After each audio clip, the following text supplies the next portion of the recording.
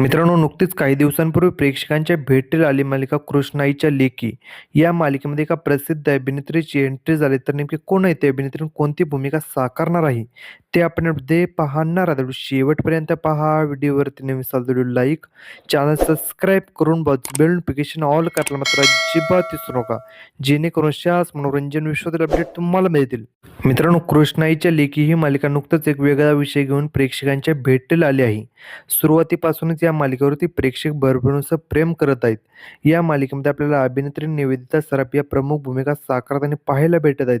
सध्या ही मालिका रंजक वळणावर येऊन पोहोचली आहे. पण अशाच या मालिकेमध्ये एका प्रसिद्ध अभिनेत्रीची एंट्री झाली आहे. ती अभिनेत्री म्हणजे अनुष्का पिंपुटकर. आता कृष्णाईच्या लेकी या मालिकेमध्ये जिगीषा ही भूमिका साकारताना पाहायला भेटणार आहे.